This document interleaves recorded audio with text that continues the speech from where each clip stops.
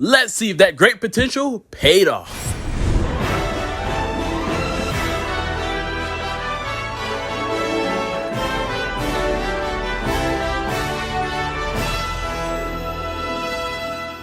Yo, what's up everyone? Treyman1 here. Welcome back to another Pokemon Journeys anime discussion video, guys. Today we will be ranking Ash's Pokemon Journeys team. Now, I've done this before about a year and a half ago where I gave my rating on how I feel about them right now and where I think they need to improve. So the series is over. Have they improved on those things? Have they gotten better? Have they gotten worse? Let's go and get right into it. Like last time, I will be giving a rating to Pikachu outside of the actual ranking because Pikachu has been here for way longer than most of the Journey team, and I don't think it would be fair to kind of put him in these rankings. But my review of Pikachu in this series, earlier I gave him about an 8 out of 10. He was still great. He was Pikachu, strong as ever, but he had some issues where, they had a lot of moments where Ash used electric moves on ground types, and I'm just like, come on now, these are simple mistakes. But Pikachu has came back from that. He's had no more flaws. He has been on a roll, using that Z move once again, man. Pikachu, you definitely got a 9.5 out of 10 from me.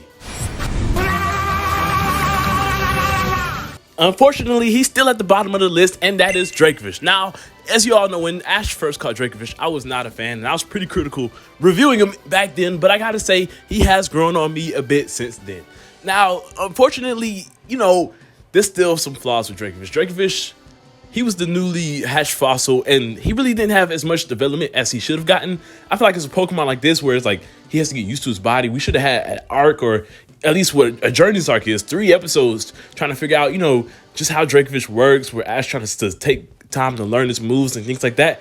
The only real development that it got was watching Surface train and just like, oh, well, I can do this, and uses Dragon Rush. And I mean, yeah, it did do pretty all right in the fight following with Drasna, but still, Drakefish really didn't have any training or big arcs or development to really make him stand out in this series. So, as a comic relief, yeah, he's cool, but as a Pokemon on Ash's team, he's still the weakest link in my opinion. So he gets a 4 out of 10.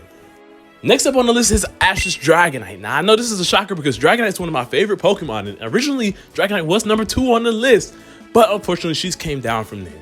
Originally, when I ranked her, it was right after the Iris fight. She was undefeated at the time, and while I'm not a big fan of the Iris fight, I think Iris should have won that fight because she had more experience with those Pokemon. It was still cool to see Ash have an undefeated Dragon type that was just, going ham. I was just like, okay, Dragonite just has natural strength. Boy, we was wrong because Dragonite went and lost and lost and lost after that until at least in the Pokemon World Championships where she finally came back and got some victories in the Masters 8 tournament, but still, Dragonite really didn't do anything for a year until we got to the Rayhan fight. Not much development for this character. She was a cool Pokemon. I'm glad that she got some development when Paul returned with the new Draco Meteor move that played off in the finals. So that's nice, but that's all I can really say for Dragonite. Dragonite's rating is a 5 out of 10. It's not bad, but it's not the greatest. It's just okay. Now Lucario. Lucario, back then I was not the biggest fan of Lucario either because Lucario was being overused and Ash's other Journeys Pokemon needed more development.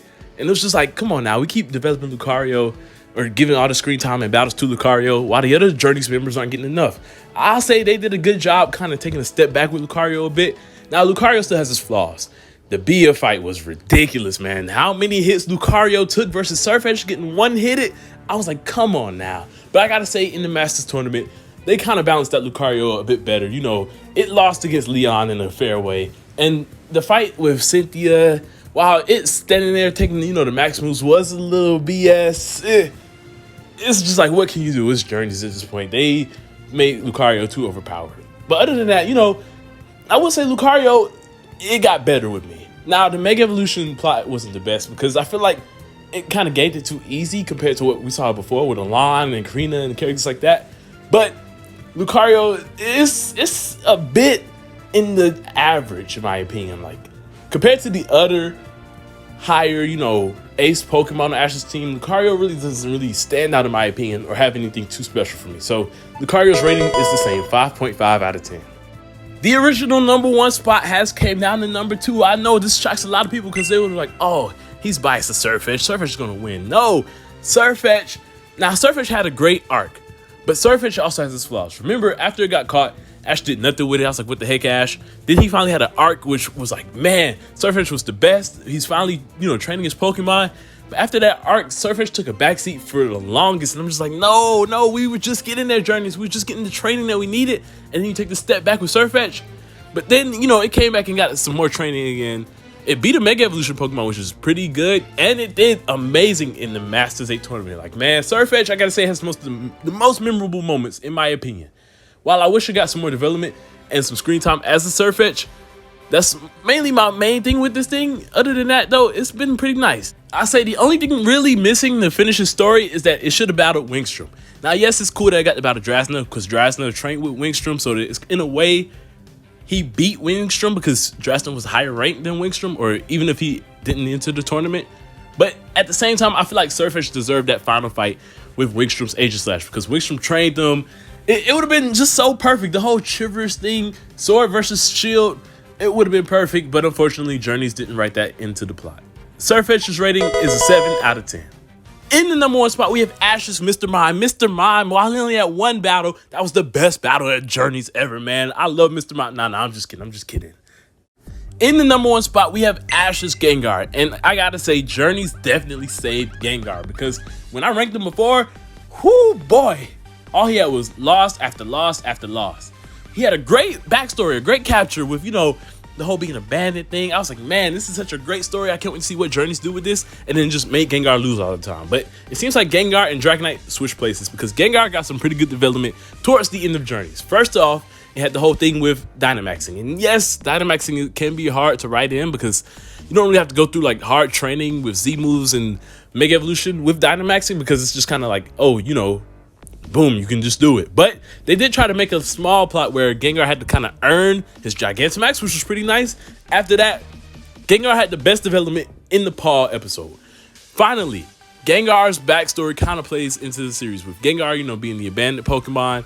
He ends up having to train with Infernape, Charizard, Pignite, and the other fire types. But those 3 also had an abandoned plot. So I feel like Gengar and the fire types was just the perfect way to tie all of this in. And Gengar came out on top against Paw and did pretty good in the Masters tournament, using the Will-O-Wisp to his advantage and the G-Max as well. I gotta say, I'm proud of Gengar.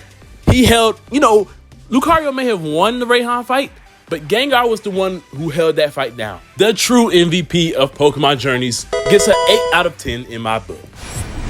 At the end of the day, the Journeys team isn't the best team compared to the others, but it's still pretty nice. Like, the development that the characters did get was nice, but I wish we got more. I wish we got more teamwork. Like when they did Surfetch and Drakefish, that was pretty wholesome.